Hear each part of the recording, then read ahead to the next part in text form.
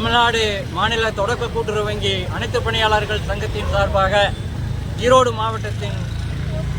மாவட்டத்தின் சார்பாக தொடக்க வேளாண்மை கூட்டுறவு சங்கத்தினுடைய அனைத்து பணியாளர்கள், விற்பனையாளர்கள், சிஎஸ்சி பணியாளர்கள், கணினி பணியாளர்கள் அனைவரும், தாய் விற்பனையாளர்கள் உட்பட அனைவரும் 500க்கும் மேற்பட்டோர் பேரணியில் கலந்து கொண்டு இந்த தாய் மாணவர் திட்டத்தில் உள்ள குறைபாடுகளை அரசை களைய வற்புறுத்தியும், இத்திட்டத்தில் நடக்க இயலாத நிலையில் உள்ள வயோதிகர்களின் நோயாளிகள் மற்றும் மாற்றுத்திறனாளிகள் மட்டுமே சேர்க்கப்பட வேண்டும்.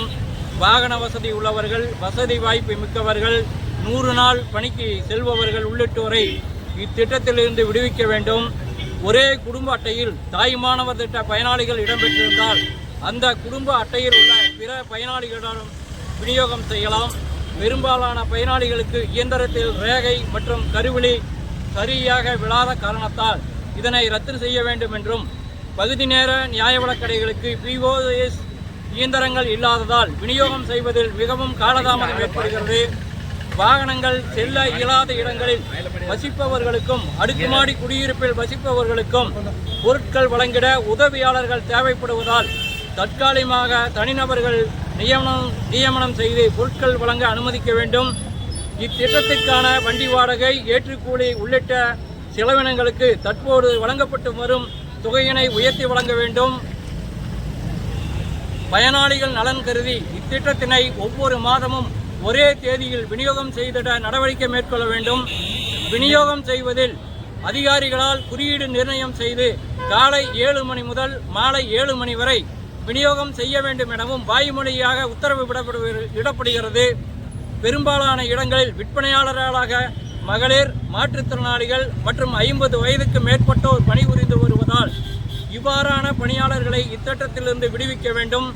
பணியாளர்கள் இயற்கை உபாதைகளுக்கு உள்ளாகும் அவலநிலையை கருத்தில் கொள்ள வேண்டும். முதல் கட்டமாக இத்திட்டத்திற்கு முன்னுரிமை அடிப்படையில் பாக்கெட் முறையை அமுல்படுத்த வேண்டும்.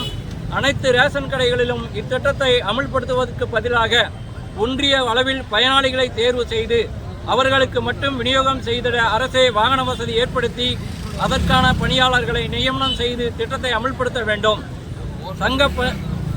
சங்கங்களில் பணி ஓய்வு பெறும் பணியாளர்களுக்கு 6 மாதத்திற்கு முன்பே அவர்களது பணியினை மதிப்பீடு செய்து பணி நிறைவு செய்யும் நாளில் பணி ஓய்வு அனுமதித்து கோரிக்கைகளை வலியுறுத்தி ஈரோடு மாவட்டத்தில் அனைத்து பணியாளர்களும் பேரணியாக வந்திருந்து கோரிக்கைகளை அரசின் கவனத்துக்கு எடுத்துச் செல்ல மாவட்ட ஆட்சித்தலைவர் மூலமாக மனு அளிக்க உள்ளோம் என்பதை இந்த நேரத்திலே நாங்கள் தெரிவித்துக் கொள்கின்றோம்.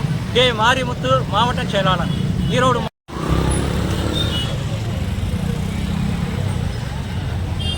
மேலும் வீடியோக்களை காண நவ் இந்தியா டைம்ஸ் யூடியூப் சேனலை சப்ஸ்கிரைப் பண்ணுங்க. பக்கத்துல இருக்க பெல் பட்டனை மறக்காம கிளிக் பண்ணுங்க.